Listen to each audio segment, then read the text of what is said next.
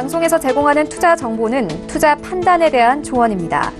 방송에서 제공하는 주식의 가치, 가격 상승 및 가격 하락에 대해서는 방송사에서 보장하지 않습니다.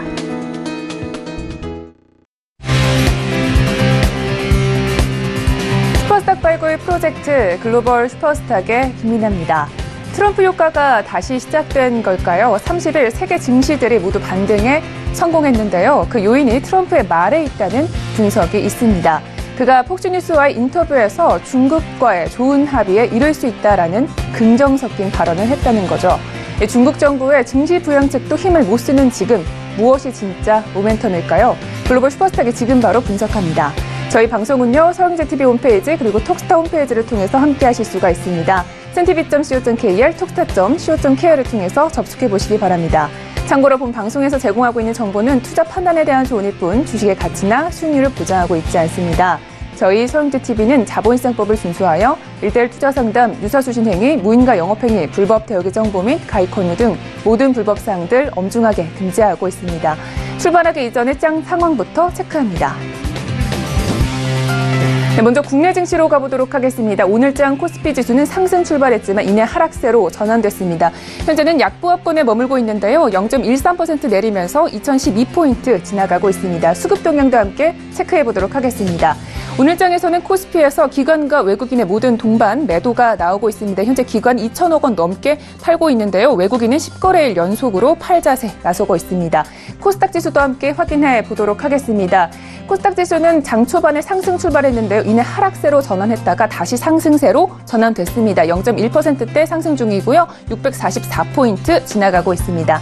수급 동향도 함께 체크해 보도록 하겠습니다. 오늘장 코스닥에서는 기관과 외국인의 동반 매도가 나오고 있습니다. 개인은 나홀로 1,000억 원 넘는 매수에 받쳐주고 있습니다. 어제장 코스피 지수는 6거래일 만에 반등에 성공했는데요. 이 기관 중에서 특히 연기금이 개인의 투매를 받아주고 있다고 합니다. 이어서 해외 선물 지수 함께 확인해 보도록 하겠습니다. 먼저 나스닥 지수입니다. 현재 나스닥 지수는 0.21%대 상승하면서 6,829포인트 지나가고 있습니다. S&P 500 지수도 함께 보시겠습니다.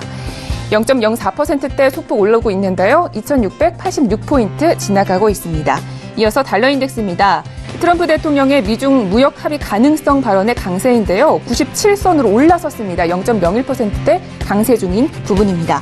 국제 금시세도 함께 보도록 하겠습니다. 증시 반등과 달러 강세가 골드를 압박하고 있습니다. 현재는 0.2%대 내리고 있는데요. 1222달러에서 거래 중입니다. 마지막으로 크루드 오일입니다. 원유 재고량 증가 전망에 시세는 하방 압력을 받는데요. 현재는 오르고 있습니다. 0.33%대 상승 중이고요. 66달러에서 거래 중입니다. 이어서 중국 증시로 가보도록 하겠습니다. 어제장 상해종합지수는요, 반등에 성공했습니다. 1% 넘게 상승했는데요. 2,568선에서 마감했습니다. 하지만 항생지수는 하락하면서 마쳤습니다. 연속적으로 현재 음봉을 만들고 있는데요. 0.91%대 하락하면서 24,585선에서 마감했습니다. 이어서 9시 기준으로 암호화폐 시황 확인하겠습니다.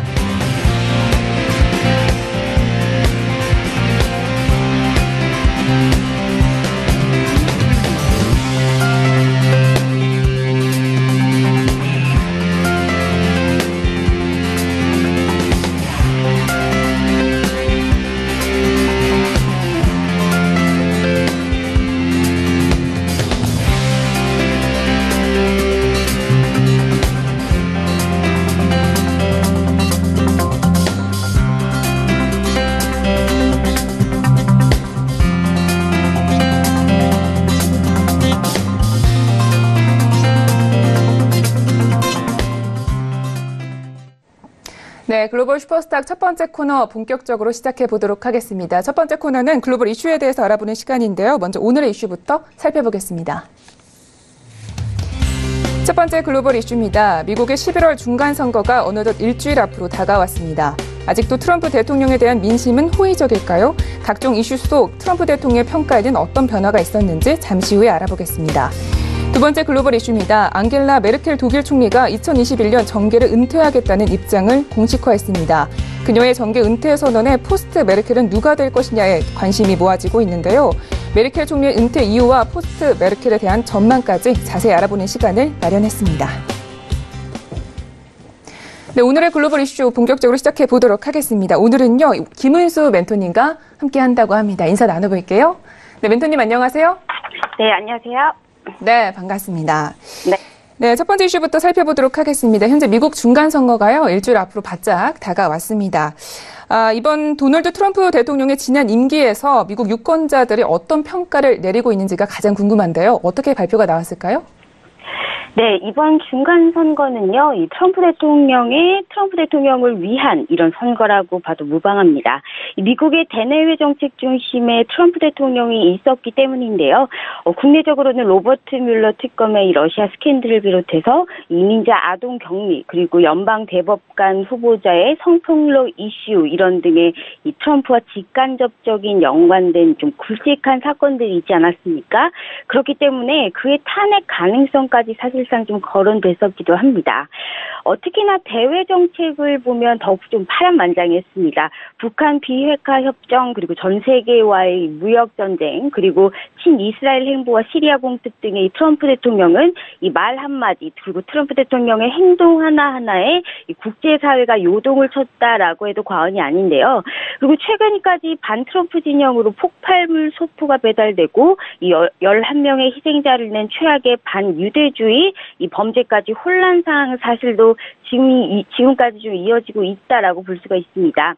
이번 중간 선거는요, 좀 분열된 두 세력, 즉 공화당과 민주당의 이 좀 싸움이 될 것으로 생각이 되고 있습니다.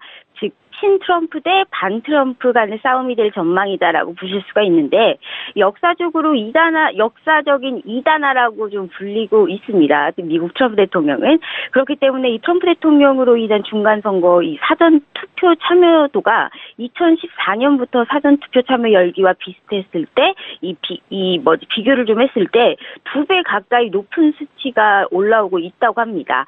사실상 그만큼 이슈가 많기 때문에 사람들의 관심도 더욱더 많이 지금 가지고 있다라고 보실 수가 있는데요. 이번에는 투표 참여 열기가 상당히 뜨겁기 때문에 어느 쪽의 열기가 더욱더 뜨겁고 더욱더 많이, 더욱더 온전히 투표장으로 그대로 옮겨가느냐가 승패를 좀 가릴 전망입니다. 이슈를 많이 일으킨 만큼 사람들의 관심도 또한 뜨겁다는 것을 알 수가 있을 것 같습니다. 지금 목전에 다가와 있는 중간선거의 예상 시나리오가 있다면 어떻게 예상을 해볼 수가 있을까요? 네, 지금 미국에서요, 가장 중요한 선거이자 사실상 통상적으로 현직 대통령의 무덤이라고 불리는 중간 선거입니다. 특히나 중간 선거는 특히 올해는 사실상 좀 종잡을 수 없는 변수들이 굉장히 뒤섞여 있는 상황이기 때문에 결과를 지금상 사실상 좀 단언을 하기는 쉽지 않다라고 말씀드릴 수가 있지만요. 예상 시나리오는 총 좀 세 가지로 꼽을 수가 있을 것 같습니다. 첫 번째로는 가짜 뉴스라고 트럼프가 직격탄을 날렸죠. CNN, 뉴욕타임즈 등의 이 진보 성향 언론들은 민주당 완승을 바람을 담은 일명 이 블루 웨이브라고 한다고 합니다. 이 블루 웨이브를 점치고는 있지만 사실상 실현 가능성은 그렇게 크지 않다라고 보고 있고요.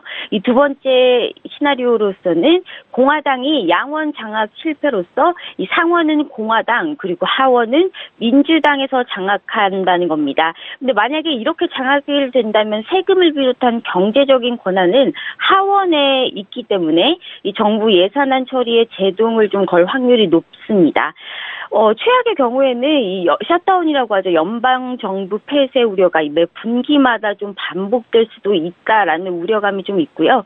하지만 군대 파병과 이 대외 정책 같은 경우는 상원에게 권한이 좀 있기 때문에 이 반이민 정책 보호 무역주의, 즉 이민 정책과 이 미중 무역 갈등 같은 이런 무역 보호주의 같은 거는 좀 대외 정책 기준 지금처럼 좀 유지될 것이다라고 보고 있습니다. 마지막으로는 이 모두의 예상을 깨고 공화당이 이제 완승을 거둘 경우를 볼 수가 있는데요. 만약에 이렇게 된다면 지금 트럼프 대통령의 거의 막무가내식의 지금 이런 행보가 더욱더 대담해질 것으로 예상이 되고 있습니다. 오바마 케어 같은 경우는 거의 폐기 수순을 밟을 것이고요. 이 중미 이민자 행렬을 막기 위해서 물리적 국경장벽 건설을 좀 나설 가능성이 있다라고도 보고 있고요. 이 법인세율을 21%로 추가 인하를 하고요. 이 개인소득세 인하를 영구화하는 이 트럼프 대통령의 새 감세안도 좀 원활하게 추진할 수 있을 것으로 보입니다. 네, 알겠습니다. 자, 첫 번째 이슈는 여기까지 분석을 해보도록 하겠습니다. 계속해서 두 번째 이슈도 함께 이야기를 나눠보도록 하겠습니다. 이 앙겔라 메르켈 독일 총리가요, 정계 은퇴 소식을 밝혔습니다. 그는 2005년부터 사실상 독일을 계속적으로 이끌어왔던 인물인데요. 이 기간이라고 하면 사실 미국의 대통령이 2번 정도나 바뀔 기간입니다. 이번에 메르켈 총리가 물러나기로 한 이유는 뭘까요? 네, 그렇습니다. 지금 메르켈 총리가 29일이죠. 베를린에서 소속 정당인 기독민주당과의 이 지도부와 조금 만났습니다. 근데 이후에 기자회견을 열고 이번 임기가 좀 마지막으로 총리직에서 물러났다라고 밝혔습니다. 총리는 물론 다시 의원직에서도 도전하지 않겠다면서 사실상 은퇴를 선언했다고 해도 과언이 아닌데요. 이 메르켈 총리에 대해서 좀 짧게 설명을 드리자면요. 올해 지금 64세입니다. 근데 2000년부터 기독민주당이라는 이 자기 민주당의 대표를 맡고요. 2005년부터 독일 총선에서 기독민주와 기독사회 연합이 승리한 이후에 줄곧 지금 총리직을 맡아왔습니다. 현재는 네 번째 지금 임기인데요. 이번 임기를 다 채우고 2021년에 이제 물러나게 된다라고 하면 총 16년간 이 총리직을 했다라고 볼 수가 있습니다. 헬무트 콜 전 총리에 이어서 최장수 독일 총리 반열에 오르게 됩니다. 이렇게 된다면 사실 이렇게 메르켈 총리가 은퇴를 선언한 것은 사실상 갑작스러운 결정은 아니었다라고 말씀을 드렸는데요. 이 메르켈 총리는 지난 여름 휴가 때죠. 당대표에 도전하지 않겠다라고 언급을 한번 했던 상황입니다. 또한 지금 이번 지방선거에서 기독민주당의 부진한 모습을 보면서 이제 새로운 당을 좀 열어야 할 시기가 왔다라고 좀 덧붙였습니다. 또한 메르켈 총리의 친난민 정책도 사실상 은퇴를 조금 앞당긴 원인이다라고 볼 수가 있는데요. 2015년 대규모 난민을 조금 수용을 하면서 보수파의 거친 비판을 좀 받아왔었습니다. 이는 지금 극우 정당이 약진하는 결과로 이어졌는데요. 이에 따라서 메르켈 총리는 총리이자 소속 정당의 지도자로서 이 성공이든 실패든 모든 일에 정치적인 책임을 진다라고 말했습니다. 네, 그렇군요. 그런데 이번에 이 독일의 헤센주 그리고 바이에른주 선거에서는요, 기존의 지지당의 성적이 굉장히 부진했다라고 합니다. 그렇다면 과연 어떤 정당들이 표를 얻은 것인지, 그리고 메르켈 총리 이 다음의 후보로는 누가 거론되고 있는지가 궁금한데요. 네, 현재 지금 이제 보시자면요. 헤센주하고 바이에른주에서 지방선거가 열리지 않았습니까? 우리나라 같은 경우에서 이제 여의도가 있다면요. 금융의 경제와 이 금융의 중심, 독일에는 헤센주가 있다고 보시면 될 것 같습니다. 그리고 14일에는 바이에른주에서 선거에서 기독민주당의 연정상대인 기독사회당이 좀 참패를 했습니다. 이건 사실상 1957년 이후에 처음으로 다수당 위치를 잃은 거거든요. 또한 28일 헤센주에서 실시된 주의회 선거에서 27%의 지지율을 받았습니다. 이게 지금 5년 전 선거 때와 비교하면 11%나 하락한 지지율을 보였기 때문에 사실상 그렇게 좋은 지지율은 아니다라고 볼 수가 있고요. 이와 반대로 조금 두드러지는 당들도 있습니다. 녹색당 같은 경우에도 최근에 이 바이에른주 같은 경우에서는 20석, 그리고 헤센주에서는 16석을 지금 추가적으로 확보를 한 상태입니다. 또한 이민자 유입에 반대하는 극우 성향의 정당이죠. 이 독일을 위한 대안이라는 이 당 역시 지지율이 현재 좀 올라가고 있는 상황입니다. 이 메르켈 총리의 다음 타자로는요, 2021년 실시되는 이 총선 결과에 따라서 사실상 좀 달라지긴 하겠지만요. 현재로서 거론되고 있는 대표들은요, 이 기독민주당 대표 안네그라트 크람프와 이 카렌바우어 현 사무총장이 좀 거론되고 있는 상황이고요. 그 밖에 메르켈 총리의 난민 유입 정책에 꾸준하게 좀 반대를 해왔던 옌스 슈판 보건장관, 그리고 기빙기사 연합의 지도자를 지냈던 이 프리드리히 메르츠가 좀 도전 의사를 밝힌 상황입니다. 현재 지금 10년간 유로존 안정을 이끄는 가장 큰 동력이라고 할 수 있는 이 메르켈 총리입니다. 사실상 철의 여왕이다라고 불리기도 했었는데요. 이러한 메르켈 총리의 은퇴 계획의 여파로 유로화가 좀 약세를 보이고 있는 상황입니다. 유로화의 자세한 매매 전략은요, 이 매매 가이드 시간 내에서 제가 좀 잘 설명해드리도록 하겠습니다. 네, 알겠습니다. 자, 이렇게 해서 정치적 전환점에 놓여 있는 미국과 독일에 대한 이슈에 대해서 이렇게 살펴봤습니다. 자, 본격적으로 매매 전략 시간으로 가보도록 하겠습니다. 자, 최근에 지수가 좀 어떤 변동성을 나타내고 있는지가 궁금한데요. 어제장 복귀를 통해서 또 오늘장도 전망해 보도록 하겠습니다. 네, 오늘은 제가 지금 S&P 500하고요. 크루드 오일을 좀 준비했습니다. 크루드 오일부터 지금 잠깐 보시게 되시면요. 현재 지금 크루드 오일 일봉상입니다. 지금 원유 재고량 전망이 지금 글로벌 수요보다 더 많다라는 소식으로 인해서 현재 지금 소폭 하락한 모습을 볼 수가 있습니다. 하지만 하락 마감을 했지만요. 대이란 지대를 앞두고 이제 유가가 현재 지금 6.05달러 라인을 좀 계속 지지를 하고 있는 상황을 볼 수가 있는데요. 만약에 지금 이 66.05가 지지가 된다라고 할 경우에는 이 상방 쪽, 즉 매수 대응이 좀 가장 좋은 전략이다라고 볼 수가 있습니다. 현재 유가가 일간 변동성이 그래도 지금 예전보다는 이 폭이 조금 줄어들고 있는 상황입니다. 다른 상품으로 현재 대부분 주요 거래자들이 좀 이동을 하면서 변동성이 좀 약화가 좀 됐다라고 볼 수가 있는데요. 근데 변동성이 줄어들 때는요, 일단 매수 대응이 사실상 바람직한 상황입니다. 단기적으로는 좀 급락한 이후에 정리 파동이 좀 진행이 되고 있다라고 볼 수가 있지만, 이 66달러, 현재 이 근방에서부터 매수, 그리고 67.80, 이 위에 있는 상단의 이 지지 라인이죠. 현재 지금 이 67.80까지 청산을 목표로 하는 것이 1차, 이게 좀 대응하는 것이 1차적으로 좋을 것 같습니다. 만약에 이 목표 66달러를 깬다면요. 그때 이후에 추가적인 매도 대응이 조금 가능해진다라고 볼 수가 있고요. 만약에 현재 지금 이 66.05 이 달러가 좀 깨진다면 1차 목표로 매도 64.80, 이 아래 하단에 있는 64.80까지 매도로 1차 목표로 좀 보는 게 좀 바람직하다. 즉 이렇게 많이 움직이지 않은 박스권 영향에서 유가는 좀 보시는 게 좋겠다라고 말씀드리고 싶습니다. 또한 지금 S&P 500을 한번 보시면요. 현재 지금 S&P 500 일봉입니다. 지금 2016년이죠. 2016년 이후로 단 한 번도 200일선이 깬 적이 없었던 S&P 500입니다. 근데 S&P 500이 지금 200일선을 보시면 여기 꾸준하게 올라갔다가 200일선이 깨진 게 보이시죠? 지금 이 차트가 와르르 무너진 상태입니다. 이게 전일장의 큰 폭의 사실상 좀 반등이 있긴 했었지만요. 당분간 좀 지속적인 변동성의 이 확대 구간이라고 좀 볼 수가 있을 상황입니다. 정확하게 지금 2686.50 지지 라인 위에서 2600, 맨 아랫단이죠. 2686.50 이 지지라인 위에 걸려 있는 상황입니다. 보시게 되면 이 라인 위에 지금 걸려져 있는 걸 보실 수가 있는데요. 이 지지 라인을 계속 유지하는 것이 사실상 중요합니다. 이게 중요하지만 반등 이후에 다시 한번 하방 압력이 진행될 가능성이 좀 있다고 볼 수가 있습니다. 이 윗상단에 조금 이 굉장히 두터운 지지 라인이 있기 때문인데요. 2686.50 현재 이 라인을 좀 지킨다면 추가적으로 그 윗상단이 2756포인트까지 반등이 가능한 상황입니다. 반등을 노리게 되신다면 2745.50 이 윗상단 라인까지의 이걸 1차적으로 이제 좀 수익 청산을 하시길 바라고요. 만약에 매도로 대응하시겠다, 하락을 하신다 보면 현재 지금 이 지지 라인이 좀 깨진다면 바로 전 저가 부근 2641포인트까지 하락이 가능한 상황입니다. 그렇기 때문에 현재 이 라인이 굉장히 중요합니다. 2686.50을 지지하지 못하게 되면 매도로 보시고 그쪽으로 좀 전략을 짜시는 게 더욱더 유리한 상황이고요.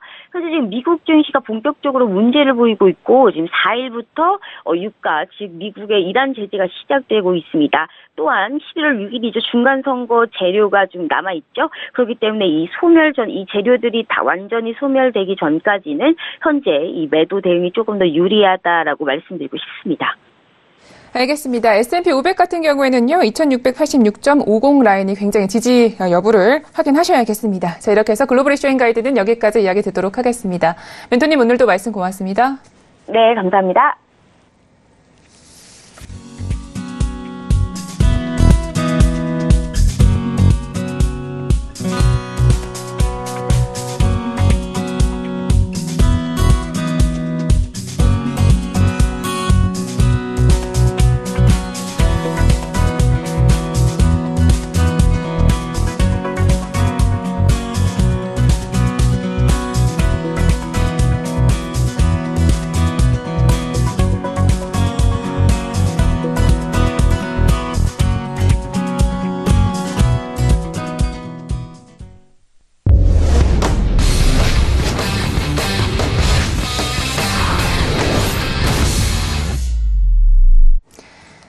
일주일 가이드 시작합니다. 중국 증시와 국내 증시의 동조화 흐름은 계속되고 있습니다. 그만큼 오늘도 이슈 꼭 챙겨가셔야겠는데요. 바로 이슈 확인하겠습니다.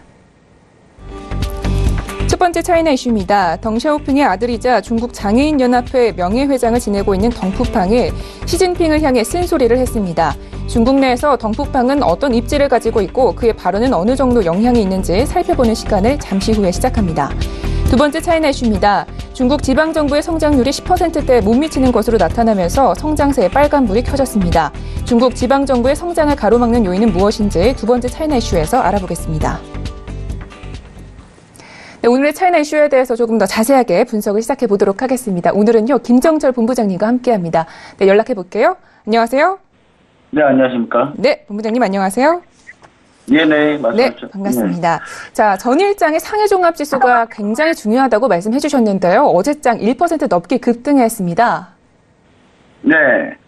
근데 사실 급등은 했는데, 아주 좋은 모습은 아니었습니다. 일단, 급등한 거에 대해서 좀 의미를 두자면, 그럴 수 있겠는데요. 지금 차트를 보시면 아시겠지만, 우회 하향하는 추세에서 지금 수렴하는 구간에서 그냥 그대로 수렴을 하고 있어요. 제가 중요하다고 생각했던 얘기는 어떤 거냐면, 이게 장대에 양봉이 나오면서, 일단의 이제 그런 형태의 인태형, 상승 인태형 정도로 좀 캔들이 나와주길 바랬는데, 그 정도까지도 못 갔고요. 일단은 1% 정도 상승했는데, 어제 이제 들어 올린 게, 의미를 굳이 부여하자면 양봉으로 돌렸다는 게 이제 의미를 부여할 수 있는데요. 이제 사실 내용을 뜯어보고 나면 좀 심각합니다. 첫 번째로 위안화가 10년 내 최저치로 급락을 한 상황입니다. 위안화 가치가 더 떨어졌고요. 그러면 이제 중국장이 밀려야 맞는데 중국장이 버텼어요. 버텼는데 상해종합 버티지만 홍콩 항생지수는 못 버텼거든요. 이거는 이유가 있습니다. 그러니까 인위적으로 컨트롤이 되는 증시하고 인위적으로 컨트롤이 안 되는 증시를 차이를 보이는 거거든요. 상해종합이 1% 올라갔다. 인위적으로 컨트롤한 그런 증시고요. 항생이 마이너스 0.91% 밀렸다. 이거는 컨트롤이 안 되는 거예요. 인위적으로. 그러니까 예를 들면은 지금 어제 같은 경우도 중국의 주요 은행들, 보험주, 그 다음에 중국의 주요 기업들이 전부 다 자사주 매입을 다 발표를 합니다. 정부에서 시키니까, 주가 밀리니까 너네가 니네 돈으로 사서 부양시켜, 이렇게 하니까 이제 자사주 매입을 발표하고요. 그것 때문에 오른 거예요, 다. 그것 때문에 오른 거기 때문에, 저한테 이 불안한, 그런 현재, 결국 그냥 증시 시민 아직도 계속 그대로다. 저는 이렇게 드리고요. 그러니까, 상승한 거를 굳이 중요하다고 따지자면, 중요할 수 있습니다. 이렇게 해서라도 하락을 조금이라도 방어하면 좋다고 생각을 했지만, 저는, 오히려 안 좋다고 봐요. 항생 증시만 보시면 아시겠지만, 또 보시면 아시지만, 저가 갱신입니다. 저가 갱신이기 때문에, 저는 아직까지 이런 거에 대해서 중국 증시가 상당히 좀 바뀔 수 있다, 이런 생각 전혀 별로 안 하고 있고요. 지금 현재 어제 이제 그제 하한가까지 밀렸던 구이저펀 이제 귀주모태주가 어제 또 추가 급락했거든요. 추가 급락했기 때문에 지금 현재 전체적으로 계속 좋지 않다. 그냥 이렇게 좀 얘기 드리고요. 자사주 매입할 것 때문에 오른 종목들은 저는 그런 종목들을 안 쳐다보는 게 괜찮다. 이렇게 좀 얘기를 드립니다. 표면적으로는 상승했지만 뜯어보니까 악재가 좀 많다라는 부분을 말씀해 주셨고요. 그만큼 또 신중하게 대응을 하셔야겠습니다. 자, 이어서 첫 번째 이슈부터 확인해 보도록 하겠습니다. 최근에 덩샤오핑 아들이 시진핑 주석에게 쓴소리를 했다고 합니다. 이 덩샤오핑은 중국에서 굉장히 입지가 탄탄한 인물인데요. 그의 아들은 어떤 이야기를 했을까요? 네, 덩샤오핑이 입지가 탄탄한 인물을 둘째 치고요. 덩샤오핑이 이제 등소평이라고 하죠, 우리나라 말로는. 중국 최고 실권자였죠. 1인자였죠. 중국 1인자. 오랜 기간 1인자였습니다. 오랜 기간 1인자였다가, 잠깐, 이제, 덩샤오핑이 이제, 나이가 너무 많아가지고, 이제, 그래서 물러났거든요. 그러면서 이제, 장쩌민 주석이 잠깐 했고요. 푸진타오가 주석이 아주 잠깐 했고요. 그리고 그 다음에 이제 시진핑 주석인 거거든요. 그러니까, 덩샤오핑은 거의 신화적인 인물로 중국에서는 그렇게 돼 있기 때문에, 입지를 떠나서 일단, 아무도 건들 수 없는 존재입니다. 근데 이제, 덩샤오핑의 아들이 이제 덩푸팡이 있는데, 현재 중국 개혁개방의 설계사, 이렇게 좀 불러지고 있죠. 등소평이 사실상 중국의 개혁 개방을 이끌어서 현재 중국이 이렇게 온 거라고 보시면 됩니다. 그러니까 똑같은 공산국가들 중에 북한하고 예를 들면 북한하고 완전히 다른 형태를 띄었죠. 그러면서 이제 중국이 사실상 경제를 발전하게끔 만든 뭐 그런 인물이기도 해요. 일단 뭐 무조건 장점만 있는 분은 아닌데 뭐 장단점이 있습니다. 장단점이 있는데 일단 뭐 독재자이기도 하고요. 독재자이기 때문에 뭐 단점도 있겠죠. 근데 중요한 거는 이제 그게 이제 장남인 덕후팡이 이제 시진핑 국가 정책에 대해서 최근에 이제 쓴소리를 했는데요. 일단 홍콩 사우스 차이나 모닝포스트 역시 사우스 차이나 모닝포스트 아니면 이런 걸 보도를 안 합니다. 이런데 홍콩 사우스 차이나 모닝포스트만 이런 걸 보도해요. 다른 중국 언론은 아예 보도를 못 합니다, 이런 거. 덕후팡이 지난달 이제 열린 연합회 총회에서 우리는 이제 사실 기반주고 진실을 추구해야 되면 냉철한 마음을 지니고 우리 주제를 알아야 된다. 최근에 이제 무역전쟁에 대해서 자꾸 이렇게 오버하니까 중국이 이제 좀 더 오버를 해서 오히려 더 방향이 안 좋아지기 때문에 이런 부분에 대해서 이제 덕후팡이 좀 얘기를 한 것 같고요. 그 다음에 국제적 불확실성이 날로 증가하고 있기 때문에 이제 이런 부분에서 협력적으로 민민관계를 조성해야 된다. 그래서 미국과 원만한 협상을 좀 해야 된다라고 계속 현재 얘기를 하고 있었거든요. 그러니까 이게 이제 시진핑이 듣기에는 한마디로 너 지금 뻘짓하고 있어. 이거랑 똑같은 얘기예요. 그래서 지금 시진핑 주석이 좀 기분이 안 좋을 수 있습니다만 뭐 어떻게 할 수가 없어요. 덕후팡은. 왜냐면 지금 현재 원래 이제 모택동 등소평 이후로는 중국에서는 절대 그 지도자의 사진을 걸지 않습니다. 걸지 않는데 시진핑 주석이 이제 자기가 이제 현재 실권을 잡으면서 사진을 걸게끔 하려고 하다가 반발이 좀 심하거든요. 근데 그런 덩샤오핑의 사진을 걸 때 아무런 반발이 없었던 그런 덩샤오핑의 장남인 덕후팡이기 때문에 특별히 이렇게 많이 이걸로 압박을 할 수가 없는 상황으로 현재 보여주고 있어서 약간 그래도 중국 내부의 원로의 얘기가 조금 약간 자붕이 들린다는 것 자체가 중국이 현재 지금 무역전쟁에 대처하고 있는 전략이 그렇게 좋지는 않다를 반증하지 않나 이렇게 좀 생각을 해볼 수 있겠습니다. 네, 그렇군요. 그러니까 이 덩푸팡 역시 중국 내에서 위상이 좀 상당하다 이런 말씀이신 것 같은데요. 그렇다면 이 덩샤오핑의 아들이라는 이유 말고도 상당히 발언권이 있다고 하는데 그 규모는 어느 정도일까요? 네, 덩푸팡 같은 경우 우리가 좀 알아봐야 되는데 이걸 왜 알아보냐면요. 이런 인물들이 좀 몇 명 있습니다. 중국 내에서도 이런 인물들 몇 명 있는데 이거 말고도 이제 장점인 주석의 이제 상하이방의 주요 핵심 권력층들이 몇 명 또 있고요. 후진타오 주석이 남겨놓은 몇 명의 그 인물들이 좀 있어요. 그 중에 한 명이 리커창 총리, 어제 제가 얘기 드렸던 리커창 총리가 이제 그 중에 한 명이고요.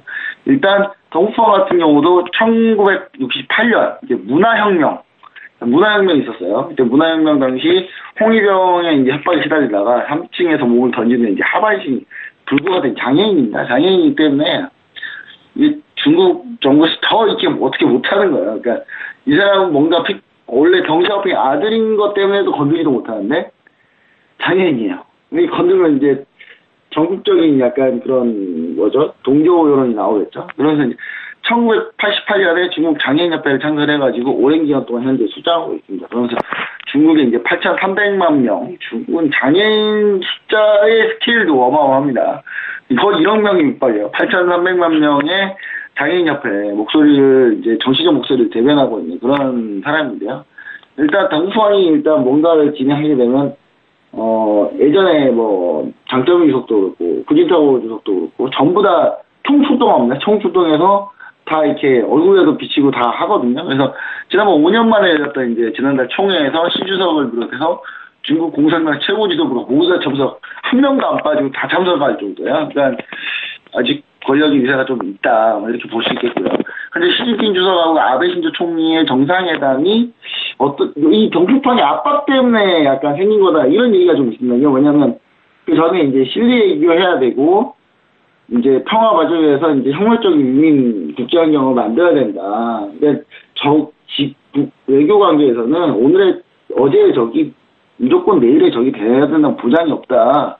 그래서 어디랑도 만나서 협력해야 되고 이런 얘기를 덩푸팡이 했는데 그리고 얼마 안 지나서 이제 시진핑 주석과 아베 신조 총리가 정상회담이 이루어졌단 말이죠. 그래서 이 부분이 약간 변화된 외교 양상 그리고 정상회담 원래 이제 예정이 돼 있었습니다만은 거기에 이제 논의된 내용이 상당히 좀 파격적이었기 때문에 여기서 나온 이제 외교적 양상 역시 약간 동북아의 압박이 아니었나. 압박은 최소 아니더라도 동북아에 그런 발언을 했는 게 알려졌는데 시진핑 주석이 특별한 대안을 못 찾고 있으면 이 부분에 대해서 이제 상당히 조금 이제 잘 안 됐을 경우, 잘 될 경우에는 좀 자기가 입지가 좋은데 이게 잘 안 됐을 경우에는 상당히 좀 문제가 생긴다 이제 판단을 해서 약간 외교적 정책도 약간 좀 변화하지 않았나 그런 생각을 해볼 수 있겠습니다. 네, 알겠습니다. 자, 계속해서 두 번째 이슈도 함께 살펴보도록 하겠습니다. 최근에 중국의 성장을 이끌었던 지방 정부들의 성장률 둔화가 확인되고 있다고 합니다. 상당히 빠르게 좀 성장률의 둔화가 나타나고 있는 것 같은데요. 이유들은 뭐가 있을까요? 네, 일단 지방 정부 성장률 둔화 이유를 먼저 알기 전에 일단 한번 현재 상황을 좀 먼저 짚어보면요. 상황 보면서 이유를 한번 따져보려고 하는데 현재 중국의 지방 정부 경제 성장세가 지금 둔화되고 있는데요.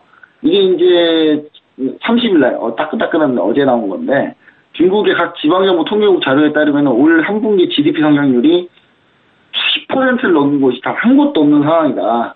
뭐 이런 내용인데요. 사실 GDP 성장률이 10%를 넘는 데가 좀 이상하죠, 사실은. 예. 아니, 어떻게 성장하면 도대체 10%를 성장하는 겁니까? 우리나라는 지금 3% 성장도 힘든데, 예. 민환성이 9.1%로 성장 최고치를 기록했고요. 지난해에는 이제 충칭시하고 구이저우상하고 시장이라고 이제 팀에 닥치고 있는데 여기가 이제 성장률이 10%를 기록했습니다. 거기에 비해서는 상당히 좀 저조한 수치다 이렇게 볼 수 있겠고요. 이는 이제 중미 무역전쟁 장기화에 따라서 성장률이 좀 둔화된 게 제가 볼 때 이게 가장 큰 주요 요인인 것 같습니다.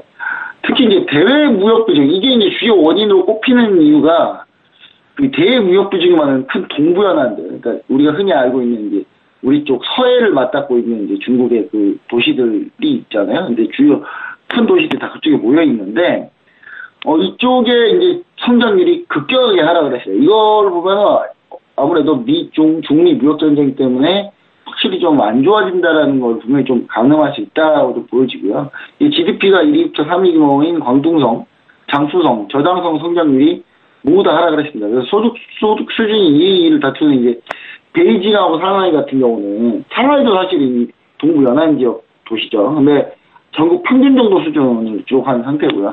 이런 부분 때문에 이제 중미 무역 전쟁이 사실상 중국의 지방 정부 성장률에도 많은 영향을 미치고 있다. 이렇게 좀 보시면 좋을 것 같습니다.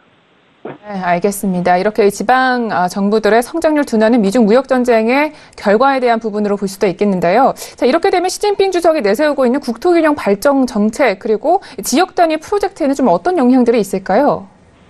네, 이제 사실 시진핑 주석이 상당히 중요하게 여겼던 부분들이 이제 국토균형 발전하고 두 번째가 이제 그 시진핑 시주석의 자기가 이제 만들어 놓은 그 계획 도시들 그런 거를 좀 많이 이제 업적을 과시하려고 많이 이제 그런 걸 진행하고 있었는데, 사실 이게 이제 어느 정도 좀 위기에 봉착했다, 이렇게 좀 볼 수 있겠습니다. 일단은 시진핑 주석의 탈빈곤 정책, 그러니까 이 중국도 이제 이제 소득 격차가 심해지다 보니까 중국에서 잘 나가는 도시하고 못 나가는 도시하고 천지 차이거든요. 그래서 중국에 개발 안 되는 뭐 도시들 같은 경우는 아직도 엄청나게 낙후돼 있는데, 반면에 뭐 상하이나 이런 데 가면 정말 별천지거든요. 근데 이제 그런 것 때문에 중국 시진핑 주석이 이거를 그대로 놔두는 경우는 좀 안 좋은 사회 문제가 될 수 있는데, 그 사회 문제가 되는 첫 번째 이유가 뭐냐면 중국이 단일민족이 아니고 다민족 국가이기 때문에 그쪽에 독립하겠다는 그런 여론들이 막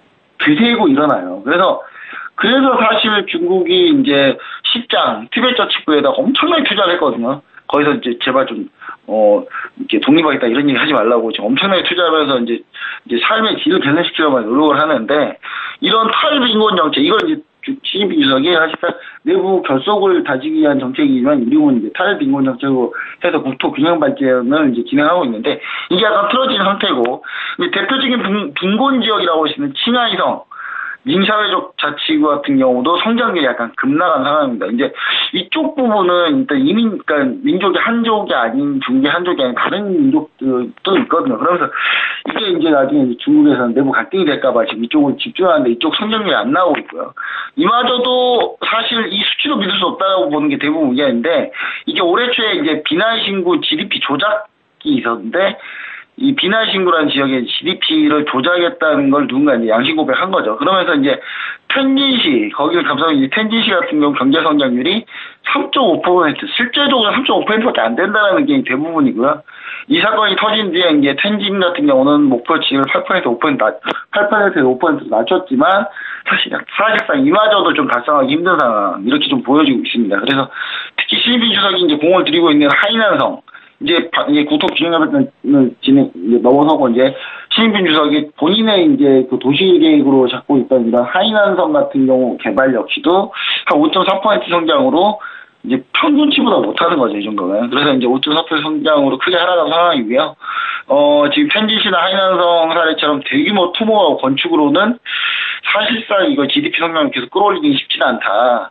그래서 이제 최근에 이제 성장률이 이제 상당히 많이 올라왔던데 도시들을 좀 주요 사례를 조사해 보니까 산시성 대표적으로 이제 산시성 같은 경우 8.4%까지 최근에 엄청나게 빠르게 올라왔거든요. 이런 것들 같은 경우는 주로 내수 소비가 상당히 활성화돼 있고요. 그런 것 때문에 내수 소비가 성장하면서 같이 성장을 이루는 그런 경우에는 좀 이게 성장세가 좀 두드러진다. 그리고 이 밖에 신흥산업 주로 IT 쪽 집중 투자했던 그런 도시들이 좀 성장세가 좀 괜찮았다. 그래서 앞으로 중국이 이제 이런 두 가지 내수 소비 성장시키고 IT 분야에 집중 투자하는 부분에 대해서 약간 도시 성장 계획을 좀 잡아야지 되지 않겠나 이런 얘기들이 지금 현재 많이 나오고 있습니다. 알겠습니다. 자, 이렇게 해서 차이나 이슈는 여기까지 알아보도록 하겠습니다. 현재 중국 증시가 또 출발했습니다. 상해 종합지수는요 0.19% 오르면서 2,573포인트 지나가고 있고요. 항생 지수도 오르고 있습니다. 현재 0.68% 오르면서 24,752포인트에서 지나가고 있다고 합니다. 자, 계속해서 매매 전략 시간으로 가보도록 하겠습니다. 저희 두 번째 이슈를 살펴보니까요. 아무래도 이 지방의 부동산 업계가 좀 힘들지 않을까 이런 생각이 드는데요. 오늘은 어떤 기업을 살펴볼까요? 네, 오늘은 그래서 제가 이제 중국 망가를 가지고 나왔습니다. 중국 망가, 그러니까 사실 왕커라고 하죠. 왕커라고 부동산 개발업체인데 중국 망가를 가지고 나왔는데 사실 이 중국 망가 같은 경우가 실적은 나쁘진 않습니다. 계속 나쁘진 않은데 앞으로 중국 부동산이 사실상 안 좋아질 거다라는 얘기가 좀 많았기 때문에 그러니까 크게 이제 지금 제가 봤을 때는 이제 주가가 많이 탄력을 받지 못했던 건 사실이고요. 그런 상황에서 이제 지금 중국망가 같은 경우가 제가 지난번에 공략 포인트라고 얘기 드렸던 자리에서 어느 정도 이제 벗어났기 때문에 좀 얘기를 드려야 될 시점이 와서 얘기를 드린 건데요. 일단은 제가 매수권으로 보고 있었던 거는 사실 이제 24.500위안이었죠. 24.500위안 차트를 보시면은 24.500위안에 제가 매수 라인으로 잡고 있었습니다. 매수 라인 잡고 있었는데 그 손절가는 21.400으로 제가 잡아놨었는데 이게 손절가까지 터치는 안 했습니다. 정말 아슬아슬하게 터치 안 하고 하더라고요. 그래서 너무 기분 좋았는데, 중요한 건 이제 매수가를 한 2번 정도 주고, 손절은 주지 않았지만 그래도 돌아 나오는 모습, 손절을 하지 않고 돌아 나오는 모습 좀 보여주고 있는데요. 일단, 이 부분이 이제 1차로 제가 왕커 같은 경우 스위치를 한번 한 상태에서 나머지 잔여 물량, 매수가에서 청산하든지 아니면 끌고 가면 손절가 지키라고 제가 얘기 드렸는데, 손절가 지키면서 이제 돌아 나왔죠. 돌아 나와서 앞으로의 움직임도 중요한데, 지금 다시 이제 우리가 매수했던 가격대 24.500위안 때까지 왔는데, 중요한 건 여기 위에 안착한 이후에 다시 보는 게 맞지, 지금은 절대 아닙니다. 지금 현재 안착하려면 어떤 게 안착이냐, 확실히 24.500을 뚫은 다음에 그 다음에 진폭으로 한 번도 깨지 않고 올라서야 그게 안착이거든요. 그래서 안착을 한 다음에 그다음 27.000 저는 이제 이 라인까지 한번 봐주는 게 더 낫다고 보는데 우리가 1차 수익 청산했던 자리거든요. 근데 27.000 자리까지도 상향 돌파하면 그때가 사실 추세 전환 시점이다. 그때 추세 전환 시점에 좀 이 종목을 보는 게 더 좋은데 사실상 지금 혹시 홀딩하신 분들에 대해서는 24.500에서 어느 정도 좀 빠져나오시고요. 오늘 장에서 빠져나오시고, 만약에 이거 갖고 좀 추가 더 보겠다 하시는 분은 27.00까지 보시고, 신규 접근을 원하시는 분들은 24.500, 27.000. 이 가격대에서 주로 이제 담으시면 좋을 것 같고요. 목표가는 기본적으로 31 홍콩달러 이상 간다고 보고 있기 때문에 이 부분에 대해서는 우리가 조금 더 이제 추이를 보면서 제가 다시 한번 또 여기에 관해서 얘기를 좀 드리도록 하겠습니다. 네, 알겠습니다. 오늘의 기업은요, 중국 만과에 대해서 알아봤습니다. 이렇게 해서 차이나 쇼잉 가이드는 여기까지 이야기 듣도록 하겠습니다. 멘토님, 오늘도 말씀 고맙습니다. 네, 감사합니다.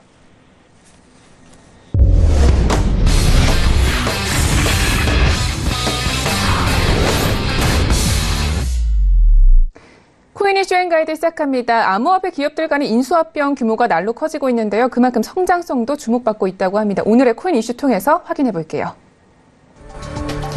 첫 번째 코인 이슈입니다. 넥슨의 모회사 NXS가 국내 암호화폐 거래소 코빗에 이어 유럽의 암호화폐 거래소인 비트스탬프를 인수했다고 밝혀왔습니다. 넥슨은 왜 암호화폐 거래소 인수에 열을 올리고 있는 걸까요? 그 이유에 대해서 살펴보는 시간을 마련했습니다. 두 번째 코인 이슈입니다. 리플의 3분기 보고서가 발표됐습니다. 암호화폐 시장에 드리워진 부진의 늪에서 다행히 살아난 결과를 보여주고 있는데요. 리플이 3분기에 잘 나간 이유에 대해서 잠시 후에 알아보겠습니다. 네, 본격적으로 코인 이슈 가이드 시작해 보도록 하겠습니다. 오늘은요, 윤지 멘토님과 함께합니다. 네, 멘토님 안녕하세요. 네, 안녕하세요. 네, 반갑습니다. 자, 첫 번째 이슈 알아보도록 하겠습니다. 이 넥슨이 코빗에 이어서 유럽의 비트스탬프를 인수한다고요? 네, 지금 일단 넥슨의 모회사죠. 넥슨의 모회사인 NXC가 유럽 암호화폐 거래소 비트스탬프 인수에 들어왔고요. 일단 29일자 기준으로 비트스탬프 CEO와 NSC의 유럽 투자 관련 법인을 지금 NXMH 비트스탬프를 인수하겠다 이렇게 지금 밝혔는데, 지금 NXMH 같은 경우에는 NXC의 지금 자회사라고 보시면 될 것 같고요. 유럽에서 이제 게임에 대한 판매 부분까지도 담당하고 있는 법인이다 이렇게 보시면 될 것 같습니다. 지금 일단 이 CEO 측에서 갖고 있던 보유 지분까지 인수를 해서 지금 총 전체 지분의 80%가량을 확보하겠다라는 목적으로 보시면 될 것 같고요. 일단 비트스탬프 같은 경우에는 기존의 평가 가치가 2016년상으로는 685억 원 정도였는데, 일단 추가적으로 인상 조치 들어가서 지금 이제 1,000억 원 넘는 가격에 인수 조치 들어간 걸로 보여지고요. 일단 밸류에이션 상으로는 그렇게 고평가를 받고 있지는 않은 상태입니다. 왜냐, 일단 거래 순위 자체는 27위에 머물러 있는 거래소이기 때문에 전체 거래소 순위상으로는 그렇게 높지 않은 거래소다라고 보시면 될 것 같고요. 네, 일거래량이 일단 1,140억 원 정도를 찍으면서 약 27위 정도 거래소이기 때문에 일단 기존에 인수했던 코빗 72위보다 높은 거래소다 이렇게 보시면 될 것 같습니다. 자, 그러면 앞으로 넥슨의 거래소 인수권들이 어떻게 발전할 거라고 보시나요? 일단 가장 중요한 부분은 넥슨이 게임 회사라는 데 있고요. 일단 언뜻 보면은 게임 회사, 암호화폐 거래소나 IT라는 연관성 외에는 단순한 이제 수익적인 사업 인수로만 보여질 수도 있습니다. 근데 일전에 강의에서도 한번 말씀을 드렸는데, 암호화폐 같은 경우는 이제 가상화폐가 블록체인을 통해서 보안성 그리고 화폐적인 기능을 가능한 형태이기 때문에 사실상 이제 게임머니나 포인트 같은 가상화폐적인 성격을 그대로 갖고 있습니다. 그래서 현실 시장의 도입 속도보다 오히려 가상 시장에 도입되는 속도가 빠르다 이렇게 보시면 될 것 같고요. 지금 이번에 게임 산업들 그리고 지금 암호화폐들 연관성이 최근 들어서 이제 D앱 기준으로 조금씩 높아지고 있는데, 이번에 좀 움직임을 보시면은 이미 개발된 게임 같은 경우에는 형태의 자산이 어떤 형태의 자산이 유입돼도 무조건 이익화되는 구조이기 때문에 일단 이런 입장에서 볼 때는 거래소를 유입을 시켜놓고 매입을 해놓고 그다음에 본인들이 가지고 있던 게임 플랫폼이 이미 유럽에도 진출을 해 있죠. 그래서 이쪽에다가도 전부 다 암호화폐에 대한 거래소를 게임과 연동을 시켜 놓으면은 추후 암호화폐들 결제가 게임으로 바로 들어올 수 있기 때문에 거래소 입장에서는 암호화폐 보유자들이 쓸 수 있는 출처가 생기기 때문에 좋고요. 그다음에 게임 업체들 입장에서는 일단 외부 자산이 유입되기 때문에 매출 성장이 기여가 되죠. 그래서 양쪽으로 전부 다 성장성이 보유가 된다라고 보시면 될 것 같습니다. 네, 그렇군요. 그러면 이번에 이 거래소 인수권들이 넥슨의 게임 산업과도 연관이 된다 이런 말씀이신가요? 네, 일단 설령 그런 계획이 없더라도 그쪽 가락으로 잡을 수밖에 없다 이렇게 보시면 될 것 같고요. 일단 게임 산업 매출 그리고 거래소 매출 양쪽을 전부 다 증진시킬 수 있기 때문에 최종적인 목적으로는 양측의 전부 평가 가치를 올릴 수 있는 위치에 현재 넥슨이 위치해 있다라는 점, 이 부분을 좀 집중적으로 보시면서 앞으로 추가적으로 코빗이나 그리고 비트스탬프의 평가 가치도 추가 상승해 보일 수가 있겠다 이렇게 보시면 될 것 같습니다. 네, 알겠습니다. 자, 계속해서 다음 이슈도 함께 자세히 살펴보도록 하겠습니다. 이 리플이 3분기 보고서에서 전분기 대비 판매량이 2배나 증가했다고 하는데 사실일까요?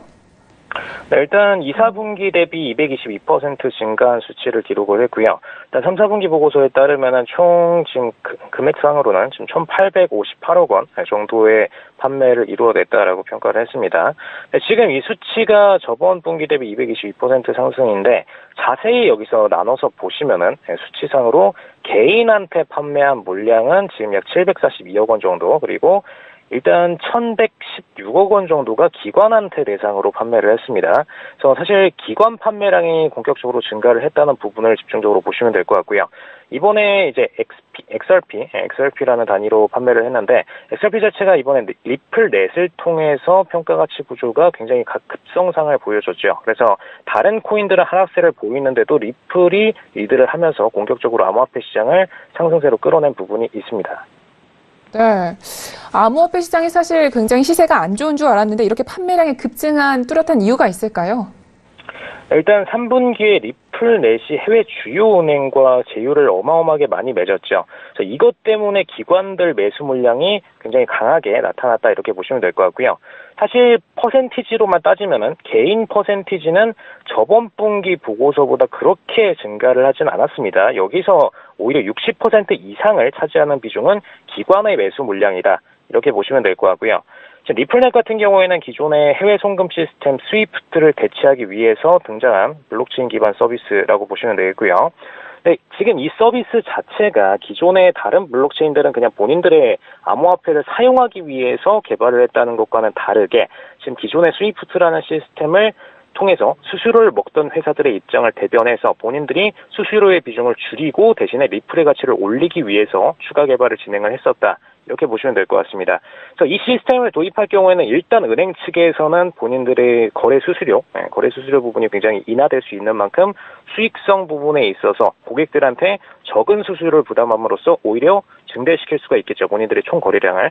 그래서 이런 부분 때문에 어쩔 수 없이 지금 기존의 리플에 대한 인지도가 안 좋았음에도 굳이 NCB 그리고 PNC, 이 양측의 양대 은행들이 이번에 3분기에 참여를 들어가면서 사우디의 최대 은행이죠. NCB 같은 경우에 사우디 최대 은행, 미국의 최대 은행이 PNC 중 하나였습니다.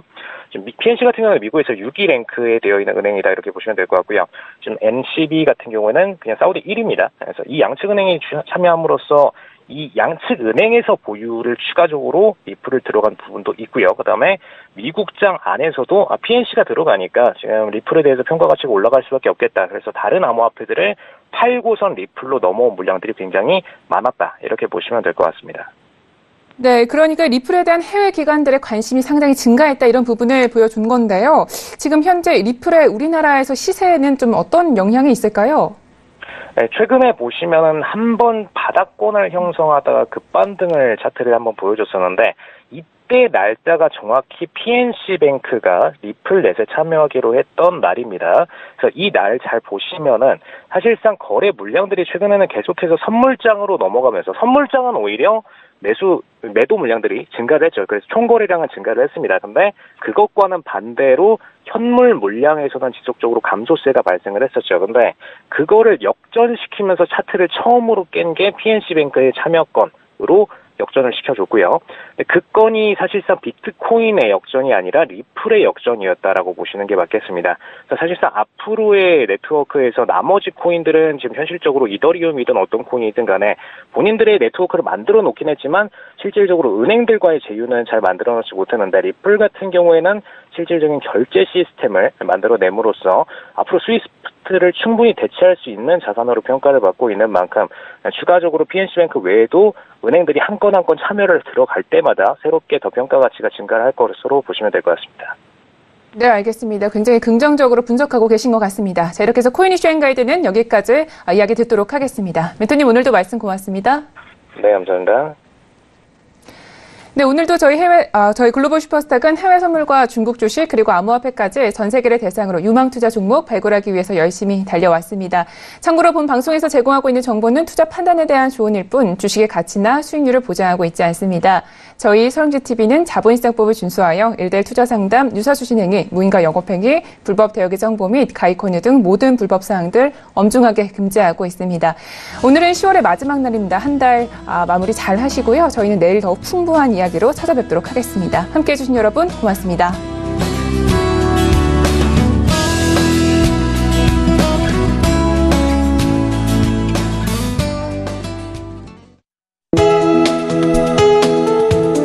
방송에서 제공하는 투자 정보는 투자 판단에 대한 조언입니다. 방송에서 제공하는 주식의 가치, 가격 상승 및 가격 하락에 대해서는 방송사에서 보장하지 않습니다.